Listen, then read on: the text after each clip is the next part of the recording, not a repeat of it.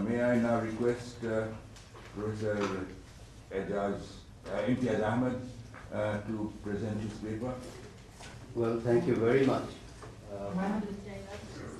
Let me thank Professor Shabushaki, the chair, distinguished guests, and definitely the organizers, the Ramakrishna Mission, for giving me the opportunity to come here and share some of my ideas.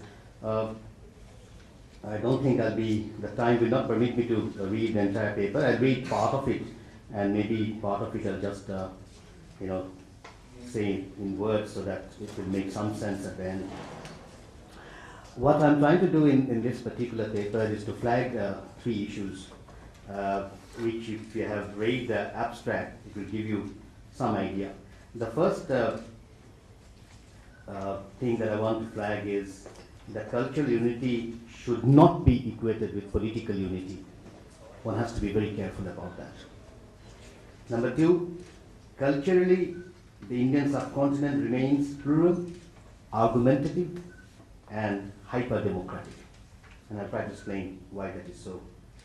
And finally, I want to flag that unity can be forged only by mainstreaming the human. And I'll try to explain what is this concept of human that I'm referring to. Now, the Indian subcontinent is a civilizational entity, but interestingly, not so much for reasons of politics or trade and business, as much as it is for culture. Humans, for that matter, are not only homo politicus, as Aristotle insightfully declared, or homo economicus, as Adam Smith or Karl Marx could not help highlighting, but also homo culturicus, that is, cultural beings. And often the contributions of the latter outshine and outlive the former. And this is precisely the case with the people of the Indian subcontinent. Politically, they got colonized, battered, and fragmented for 2 centuries or so. Economically, they got impoverished and disempowered, at least for the past century or 2, only with a slight improvement in recent times. But what held them together, indeed with supreme sacrifices and moral courage, was the bonding they had with their culture. It is in the culture, therefore, that we must look for the region's age-old prestige, modern-day predicaments, and future prosperity. History tells us that the Buddhist monks helped spread the message of Buddha far and wide, and that is how Buddhism spread beyond the Indian subcontinent and as far as Japan in the 9th century. But then from China, a returning monk in the name of Yuchu also took with him a few bags of tea leaves, and that is what had contributed to the growth of an enormous tea culture in Japan. What would Japan be without Chanoyu, the tea ceremony? Commerce or profiting from tea hardly infected the minds of the monks. And precisely for this, not only the Buddhist principles of non-violence and universality, but also the art of tea drinking contributed to human civilization. But then what is civilization? When it comes to this part of the world, civilization ought to be understood not in the sense of progress or a magnifying glass making the most ordinary things hugely big, but rather, as Rabindranath Tagore pointed out, as dharma, the principle which, and let me quote Tagore, gives individuals the best facility to deal with the greatest number of human beings in the noblest spirit of truth, unquote. Dharma, incidentally, has now wrongly come to be translated as religion. In fact, dharma is markedly different from the Occidental word religion. The latter is derived from the Latin religio, which means to link back or bind. The Sanskrit word dharma, on the other hand, derives from the root dharu, which means to uphold, support, carry, sustain, or nourish, just as the mother does to her children. In fact, in a lecture titled Civilization and Progress and delivered in China in 1924, Tagore noted, and let me quote him, "The Sanskrit word dharma is the nearest synonym in our own language that occurs to me for the word civilization. In fact, we have no other word except perhaps some newly coined one, lifeless and devoid of atmosphere. The specific meaning of dharma is that principle which holds us firm together and leads us to our best welfare, unquote. Later in 1941, at the fag end of his life, Tagore, in a lecture titled Civilization in Crisis, returned to the problem of defining civilization and said, and let me quote him again, "It is difficult to find a suitable Bengali equivalent for the English word civilization. That phase of civilization with which we were familiar in this country has been called by Manu Sadachar, literally proper conduct, that is the conduct prescribed by the tradition of the race," unquote. Earlier, Mahatma Gandhi came to the same conclusion.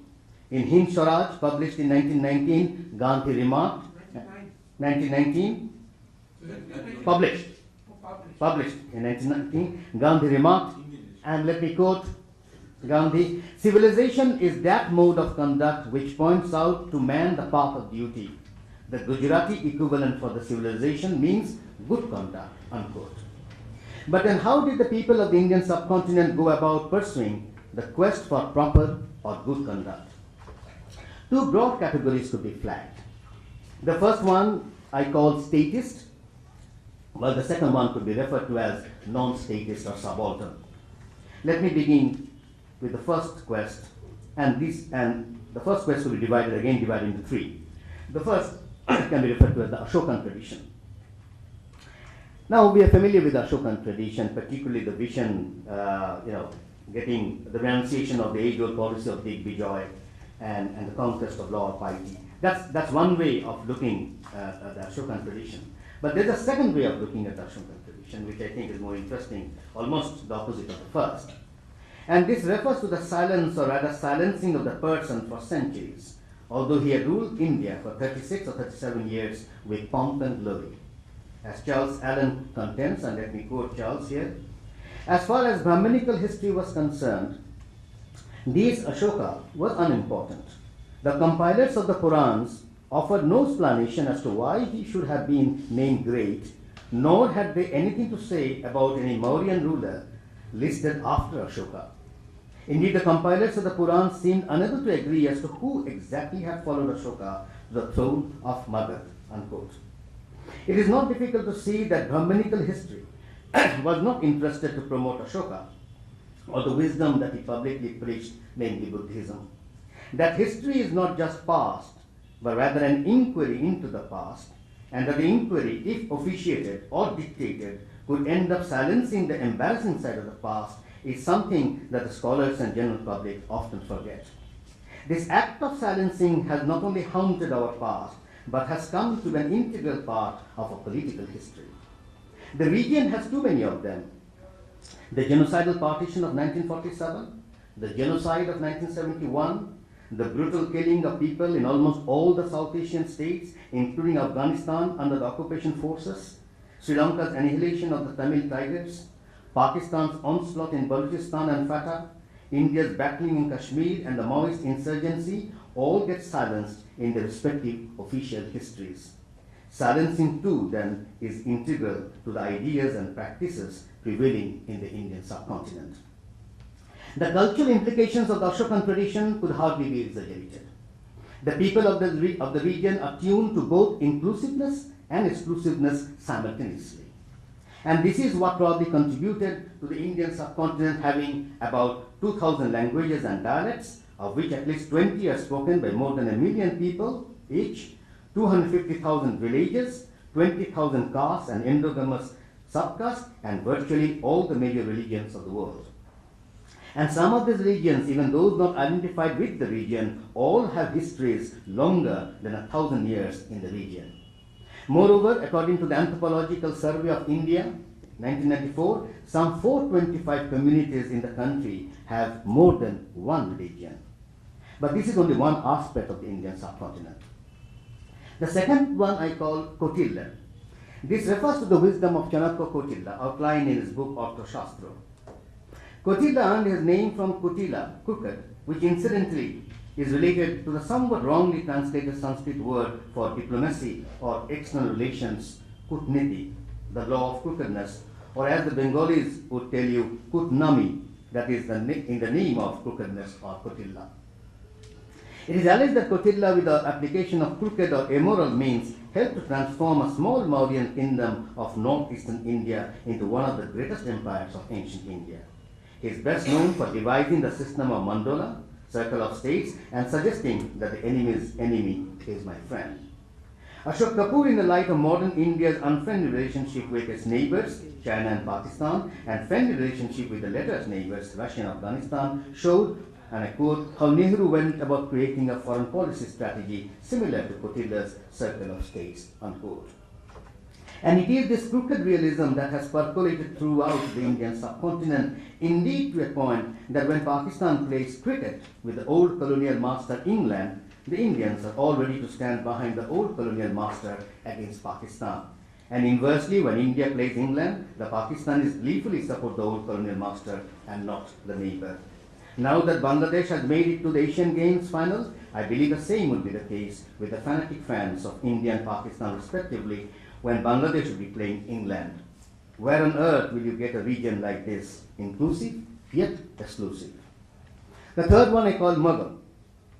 There is already an attempt to silence Mughals' contributions during its 331 years rule, now limited only to Shah Jahan's love for Mumtaz and the latter's final resting place called the Taj Mahal.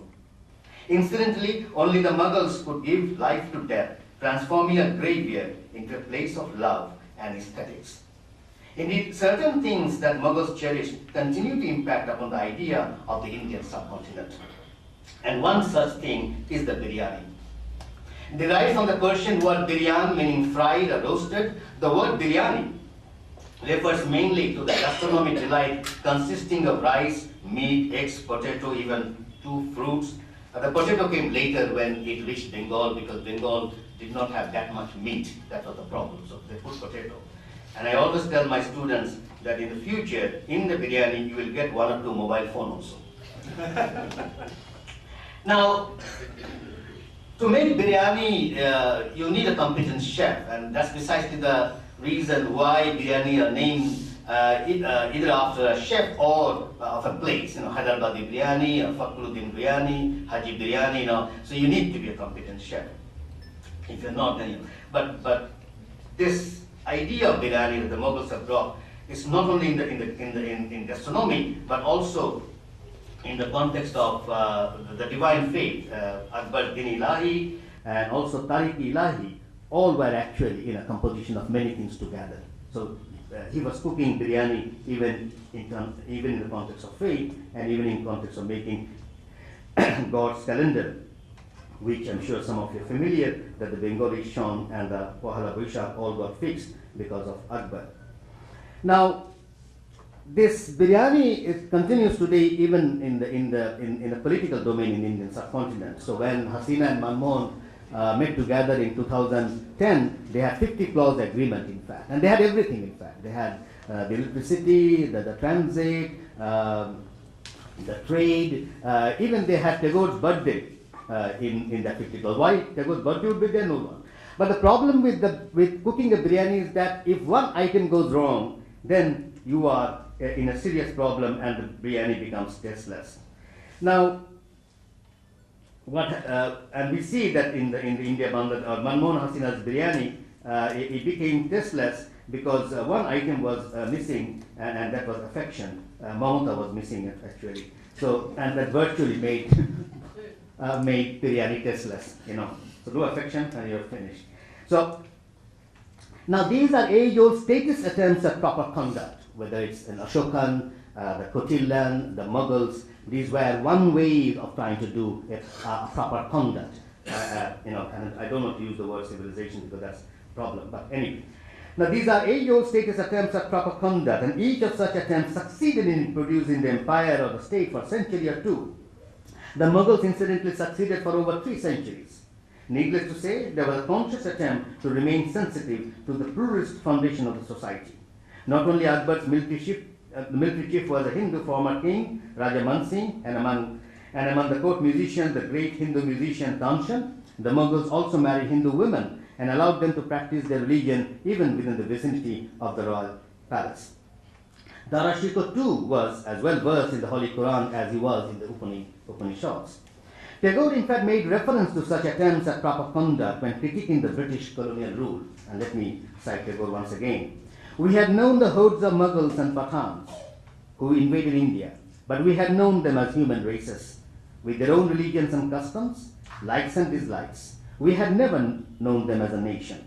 We loved and hated them as the occasions arose. We fought for them and against them, talked with them in a language which was theirs as well as our own, and guided the destiny of the empire in which we had our active share.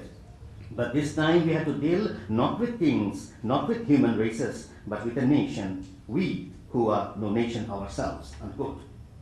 But these are only statist versions in the quest for proper conduct. There are several non-statist or subaltern versions. I will limit myself to two. The first one is the heterodox Bauls. The origins of the Bauls are unknown. Some say that they date from the 15th to the 17th century or even earlier.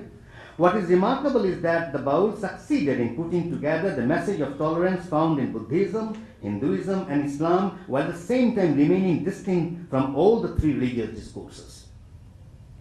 Traces of Tantric Buddhism, Hindu Vaishnavism, and the unconditional love central to Sufi Islam all were brought to the same plane to create an architecture of tolerance, not only between members of one religion and another, but also between high and low caste, rich and poor, men and women, essentially between all human beings. One of the greatest Baul poets, Fakir Lalan Shah, sums it up in one of his songs, and I'm sure all of you are familiar with that song, but let me just. Everyone asks, what Jat does Lalan belong to in this world? Lalan answers, what does Jat look like? I have never laid eyes upon it.